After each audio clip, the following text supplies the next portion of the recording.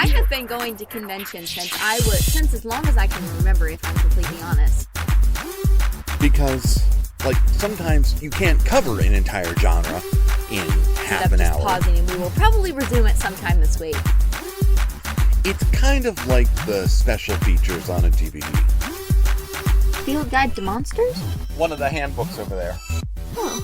This is Argo City Extra, a special edition of the Argo City podcast with Maddie and Matthew. So we've got a new convention this weekend. Yes, this one was interesting. So this was Sweets and Geeks Collectible Expo, and this one's actually nearby. It's in North Olmsted at Great Northern Mall. And I mean, it's literally down the street from my office. That's how close it is. No 1 hour drive to try and get there and look for a new place. Let's start off. Explain to those who aren't in Ohio, what is Sweets and Geeks? Sweets and Geeks is essentially a giant, like, candy store that also has, like, fandom stuff. So it's, like, half all kinds of candies you could ever imagine, and half, like, imagine giant walls of Funko Pops, of figures, stuff for D&D, stuff for, like, Harry Potter. Essentially anything and everything you could ever want fandom-wise you can find there. They just started kind of franchising, too, like branching out, opening new locations, because the one that we're used to is the one in Medina. Yeah. And that's this big 3-floor store. And I mean, it's the size of a department store, a size of a small department store, with a basement, with an attic, with a main level, with a sunken level in the front for different kinds of candy. That one's actually a lot more broken up into categories. And then this one is too, but it's smaller. Yeah. Because they've cramped everything inside of a mall. And Great Northern Mall is actually doing okay. We got a lot of dying malls around here. This is not one of them, although it was for a little while, but it kind of came back to life recently. They managed to turn it around. I'm so happy about that because as a Gen Xer, malls are a thing for us. Mm-hmm. I spent my summers at the mall. Kevin Smith did a movie just called Mall Rats, which is a perfect description of kind of that experience. Mm-hmm. I've even gone through and looked at, I have a list of my favorite horror movies that take place at malls. Yeah, and it's like, did you see all the stuff online where they're actively banning teenagers from being around malls without an adult? Yeah, and they wouldn't have had the guts to do that in the 80s or 90s. No. There was sometimes a curfew, but we're running into that at Cedar Point too, at the biggest roller coaster park. That's right. They ban anyone under 18 from not being with an adult now. Right, because they were constantly getting into fights, and the employees either couldn't or wouldn't do anything about it.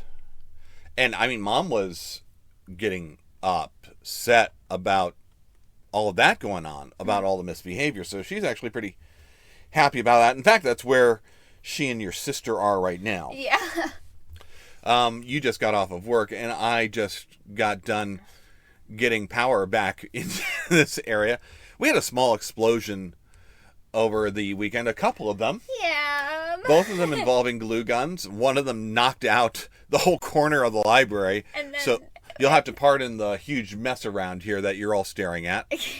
Yeah, and then I also knocked it out once again when I decided to plug in the same glue gun, not knowing that it was broken. Nobody told you that. I didn't throw it away, and I should have. I just left it on the floor because I was so upset with it. And you just walked by, picked it up, plugged it in, glued some stuff, walked away, kabam! No, I didn't even get to glue anything. The minute I plugged it into the wall, boosh. I was trying to fix my, things on my new AOT cosplay. So, anyhow, we're back to this.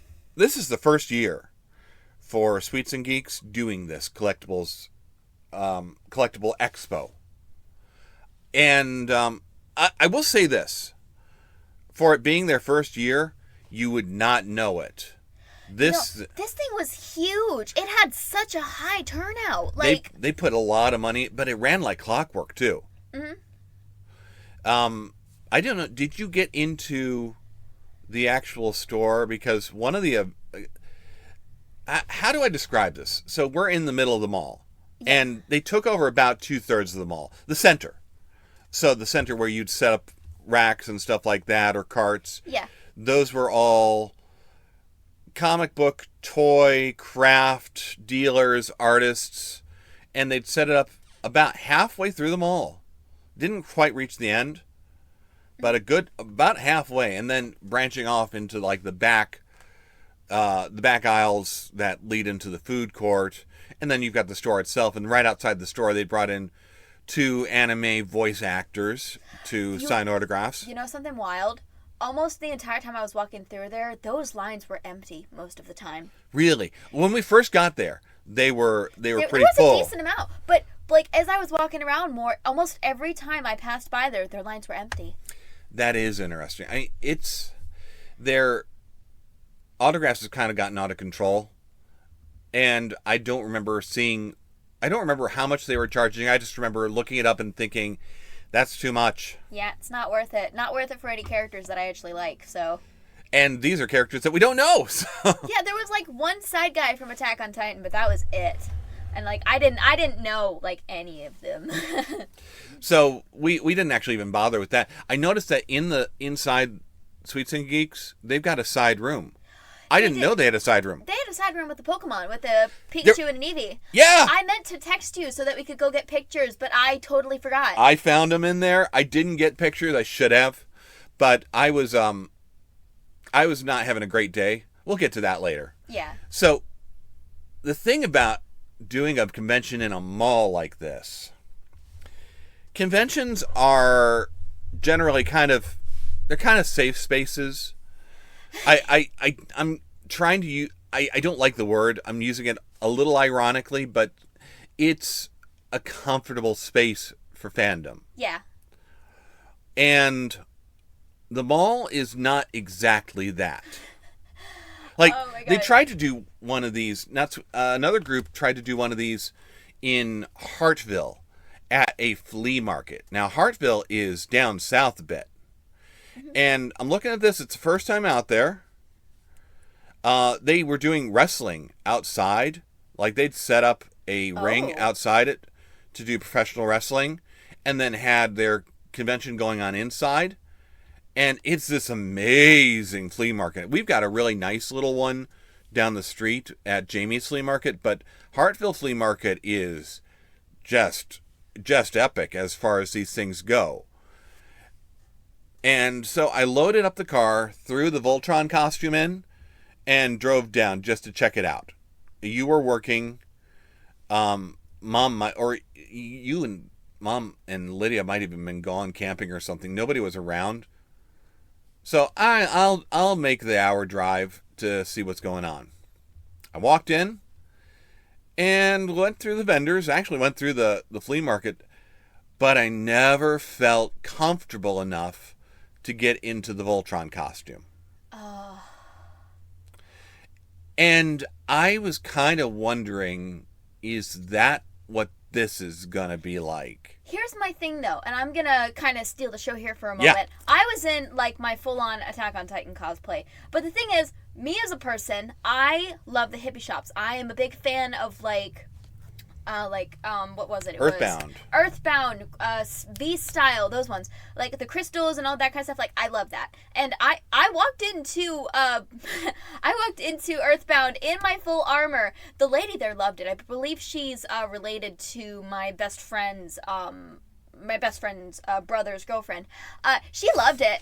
Cousin's former roommate. No, I don't know. But she loved it. And the people seemed to be interested in it. And I'm gonna be like real here. I disagree with you when I say I wasn't comfortable. When I say I was comfortable the whole time, I constantly had people coming up to me, both in and out of costume. The second we walked in the door through the food court, a kid in the corner like did like the hand to the chest thing like you see in the show, and I'm like, oh my god, and I like did it back, and it was the best thing ever. And there were a couple of stares, but like aside from that, there were cosplayers trickled just about everywhere. Just about any shop, you weren't really out of place all that much. That helps a whole lot. We were driving around looking for parking and swerved to narrowly avoid the Witch King of Mordor, which was a shockingly good Lord of the Rings costume. I'm really good. And we did start seeing stuff right away as we went in. I wanted to come in and get the lay of the land. Yeah. So I put on a vest and tie and carved my beard the correct way so that I put on a Tony Stark lanyard. Mm-hmm. Because I wanted to do a little bit of something just so I can get in and see how things go. Like, it's not so much that I am nervous about doing this kind of stuff in public. I mean, we did tons and tons of charity events and stuff like that. The funniest thing too, I think I was doing a hockey game one year in full Iron Man. Mm-hmm. But I'm there with the show. I'm there as part of the event. So, but I'm in full Iron Man gear. You cannot see my face. Somebody yells out my name and comes running over to me because they recognize my armor. Oh my god. But this is a different context. And it's still kind of a little bit of a mixing. But you're right. We started seeing people in costume as soon as we walked in. Yeah. So there's a lot more of that. A lot more of that than what I'd seen at that other event, too. Mm-hmm. Like I said, this was fairly big. The only thing they were missing was programming.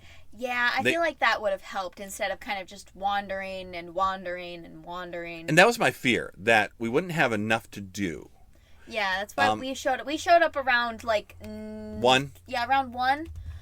And costume contest is at 4. Yeah, lineup started at 3.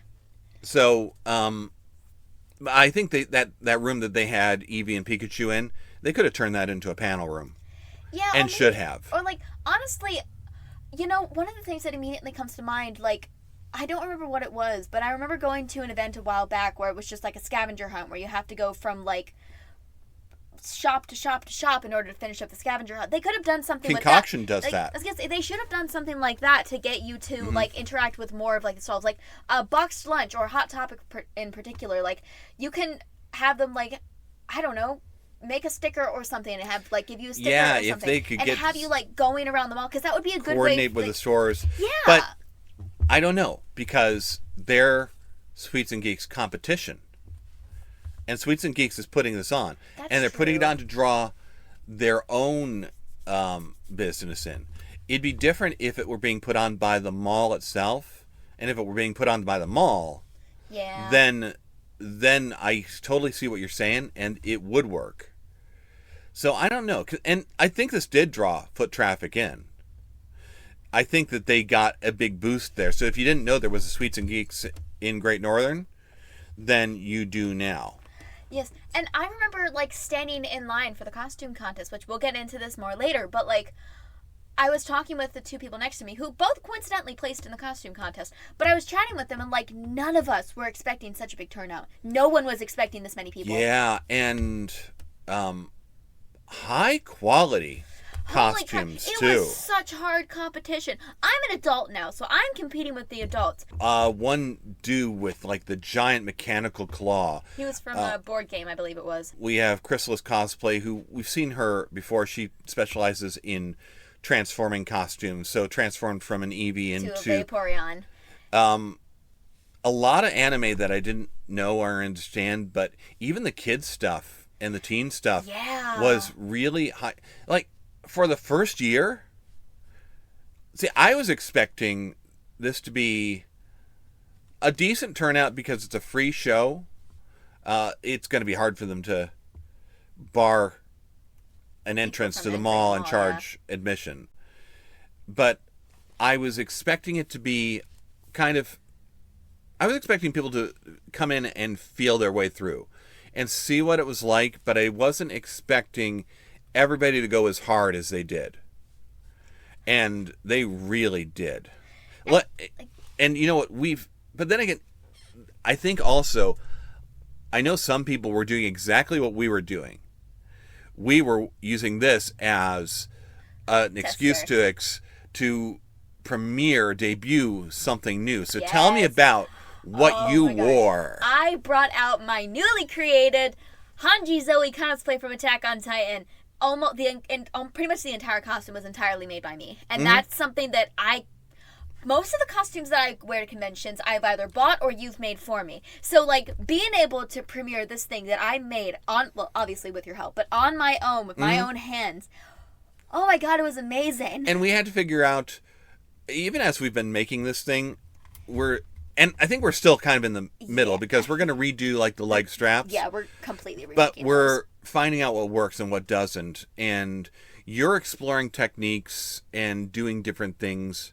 Like, we did the straps in a way that I would normally do them. We did your gear in a way that I would normally do. So you've got the two big boxes by your side. Yeah. So what did we make those out of? We took soda boxes, like boxes the stuff you put the cans in. Taped them up together, spray painted them, added soda bottles to the top. Yep. These are all my techniques that I'm going over with you and showing you how to do. But you're still doing them. Yeah, because it's a tradition in our family that we make cosplays out of trash. So because it's just cheap. Yeah. You stumbled into a pair of beautiful boots from your late grandmother. Oh my gosh, and they were perfect. They were amazing. I had a set for you, but these were better. Yes, and they look cuter on you. I hated those boots, but I loved the ones I ended up wearing. They were great.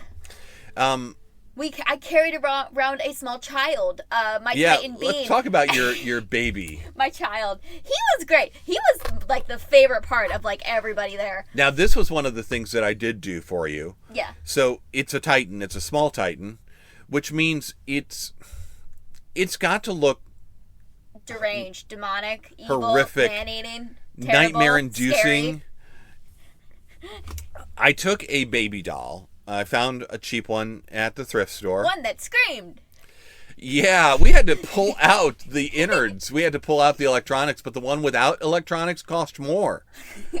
This one was a nice size. I mean, it was baby size, not small. And then I extended the smile. I grabbed the Dremel and just carved that smile all the way up into its cheeks. Yeah, and we made that. Well, you made that child really early on. It's been sitting and waiting. It's been sitting on top of my like shelf thing that holds all my candle making stuff, and I specifically have it sat up in a way that way it stares at people when they walk in. specifically for the guys that fixed our radiators. It was sat up so that it would stare at them when they walked in. I 3D penned in each individual tooth. And those teeth they're just baby teeth, but they're terrible. So many of them. We also 3D penned up in around the eye to change the shape of the eye, so it's kind of squinting. Yeah. And then we have parking lot hair that we glued to its. I'm not kidding. You're laughing. No, yeah, but I can't believe it either. I was pulling out of Big Lots or something like that, and somebody's weave had dropped out of their bag or something. Like, I can always use hair. Yeah, it was bleh. And, yeah, but the fact that it's bleh, it just makes it better. And the thing was that the child itself was the most beloved thing there. When I was in line for the costume contest, when they were doing prejudging, the lady in green, I forget her name. She was one of the cosplay It's judges. one of the characters from Ahsoka, and I don't know her name either, but she's the pilot. It's a great costume. It's a great look for her. Yeah, she comes over and she's like, okay, what is going on with the baby doll? And I'm like, hi there, my name is Maddie. This is my Titan. His name is Bean. And she was so confused as I was explaining, we found him at a thrift store. He was cheap. He screamed. We stopped him from screaming. His hair is entirely made out of a wig we found in the middle of a parking lot. My leggings are all made out of an old couch that we also found in a that we found on a couch on the side of the road. Uh-huh. And she was horrified. Sometimes you don't really want to see how the sausage is made, but the other thing though was your jacket. Oh, and now you went and did stuff that I don't normally do with this. And I thought that was fascinating. So tell me about what you did with the jacket. Well, first, I dyed it. I bought like the stuff online. My mom helped me with a bit of the process, but I dyed the jacket. I bought the symbols online and hot glued it to that. I also cut and sewed up the jacket to make it shorter because the jackets in Attack on Titan, they're probably just under chest length. They don't hit the waist. They don't reach your hips. So I had to completely alter that, which was not fun. I need to cut some of the strings. They're still sliding off my jacket. And then I helped you add a strap to the front to add the thing there, and it also helps hold it closed as well, which is nice. Yeah, and Hanji has glasses, so that was perfect for me. You had your glasses, and you had pockets, and you were so happy. I had pockets. It was amazing. I was sharing this with every single person that I went by because I was like, no, I don't need a bag. I have pockets, and it was great. That was the best part of the entire thing. But even I had a malfunction with my wig for Hanji because it just looked terrible. I hated the way that it looked for some reason. It's very poofy, whereas your hair itself, the way that we ended up doing it was natural. Yeah, we ended up putting my hair up in a really high bun. Thank God my mom has experience with putting my hair in buns for recitals. But, we put my hair up in a really high ponytail, kind of just let it slide down. I took 2 pieces in front to keep it in front of my face. And I kind of made do with that. My hair is brown. It's a good color. It's just I also have the blonde on the tips of my hair. Yeah. Which kind of ruins the illusion. You would need something that was a little darker. See, you got your mother and your uncle's hair and not mine. You don't have the really dark hair that I... But then again, I don't know. I was blonde when I was a baby. So was I when I was a child. So was Uncle Steven. So and I still kind of look at you and I kind of think blonde because it doesn't... the tips are, and it doesn't register. It might get darker as I get older, though.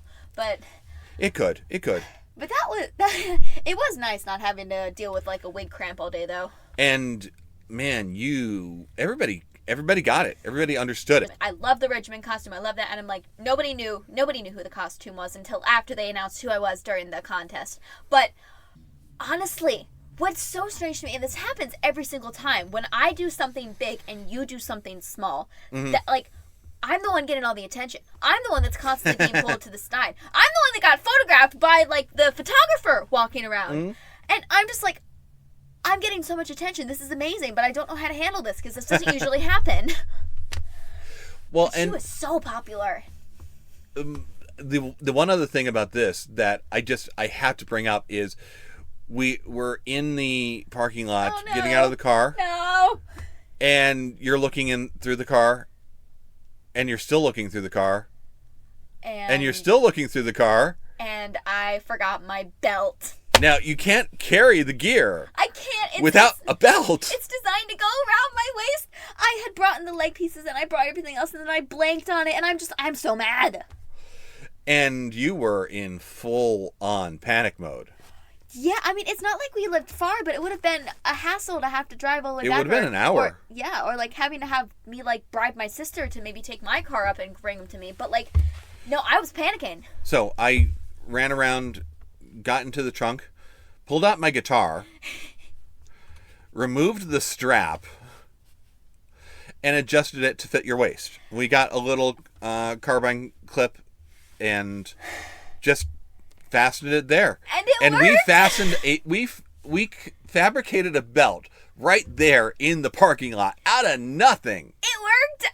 I can't believe it worked.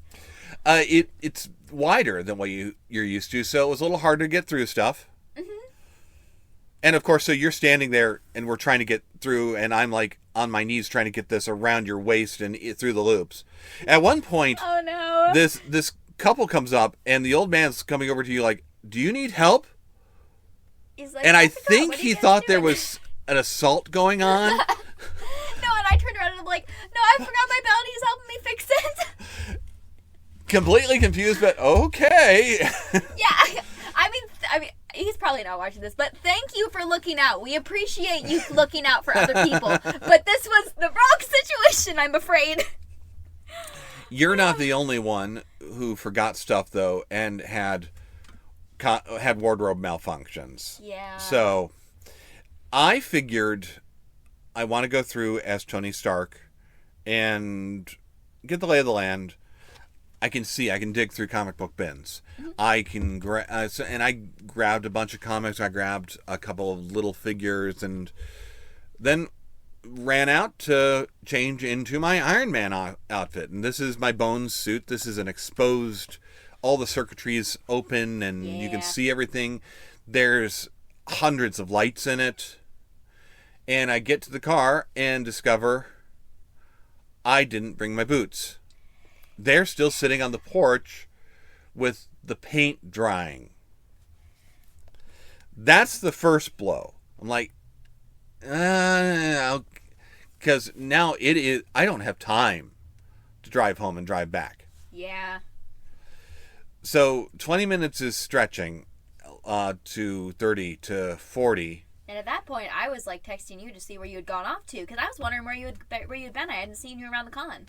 The thigh pieces, upper leg pieces, they were heavier because of the battery packs from the lights. But also, the boots are there to help the upper leg pieces. It props them up. Mm-hmm. Without them, and with the extra weight, they just kept sliding down. And because they're Velcroed onto those patches in the pants, they're actually pulling the pants down. Oh, no. So I tried twice. I tried walking back to the mall twice, and I didn't get far enough. And I'm still pulling them, trying to see if there's a place where I can loop my fingers to keep everything up. And then one of the thigh pieces ripped on me, and I'm bringing it back. Oh. And it was one thing after another. And even as you were texting me, I'm like getting ready to text you. It was in the queue when yours popped in. I saw yours pop in. Mm-hmm. Like, one more malfunction and I'm done. And as it ended up, I was done. I've never had to bail on something like that before. I've never had to call off a costume. Yeah. And I was upset. Now, this is nobody's fault but my own.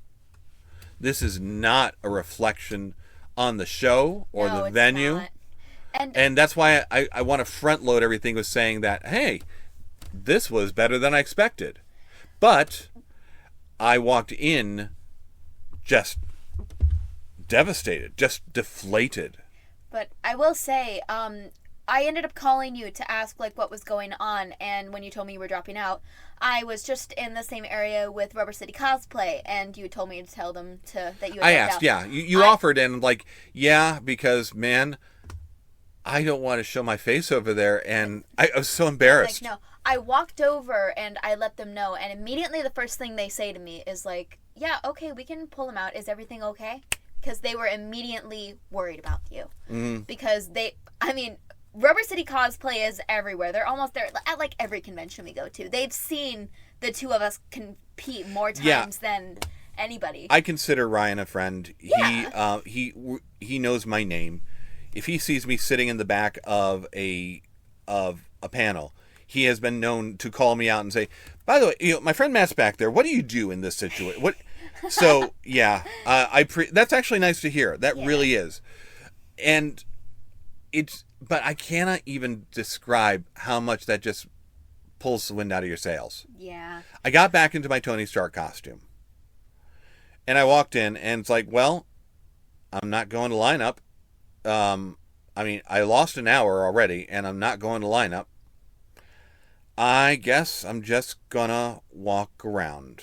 You know what? I haven't actually been in the store yet. I haven't been in Sweets and Geeks.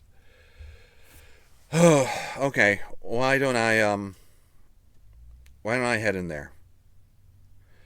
And you're in lineup, and I'm just okay. and I'm looking, and I'm trying to make the best out of the day. Again, it's my fault. Nobody to be mad at. That doesn't mean that I'm not feeling down. And as I'm walking through, somebody yells my name. I just suddenly hear, Skelly! Oh? And I look up, and there's a couple of ninjas running towards me. Wait, what? So it's Josh and Steph, and they're in their Naruto gear. Oh. And I haven't run into them as much lately. So it was nice to see them again. And they're both saying, we haven't seen you in like months here. And sitting and chatting. And then Nick and his lovely new fiance, Karina, sidled up. And I've seen Nick a couple of times, but he hasn't recognized me. So it's like we haven't really talked and just sat. And so they're coming and hanging out. And out of nowhere, the Ghostbusters show up. Matt, where are you? And it's like everybody's just kind of surrounding me. And because they see me and they can recognize me this time around. And it was this perfect providential timing. Because this costume had been fighting me. And I ran out of time. And, I just kept feeling like, man, I don't even want to go. And I feel like something's, I don't know. Maybe I shouldn't try to do this time. And I didn't listen to it. I didn't go with my gut. And I should have. But I almost feel like God's looking down at me at that moment. It's like, no, I see you. Let's try and surround you in friends and in people to try and pull you out of this depression that you're about to slide straight head into. Mm-hmm. So that was really nice. And that's also one of the magic things about conventions for us. Yeah, it's just... You go so many times, you make so many friends. You have so many friends. I'm only just now starting to make friends. And it that kind of thing works. That kind of thing helps. So, yeah. And to all of you guys who came out to hang out with me, you actually really made a difference that day. I did text you. We made some last-minute adjustments to your costume. And that's part of one of the things that was nice. We really were able to just focus on your costume and the repairs that we're making in the mall. And I'm carrying zip ties and safety pins and my hot glue gun with my pockets are bulging. You can't see it under the vest, and we're just adjusting and just putting things back together. Because my stuff kept malfunctioning on me the entire day. Things kept sliding down. The belt kept sliding down. So I was dealing, not obviously as much as you were, but I was dealing with it too during the day. And that was why we wanted to premiere this here, because we thought this would be a nice, soft premiere.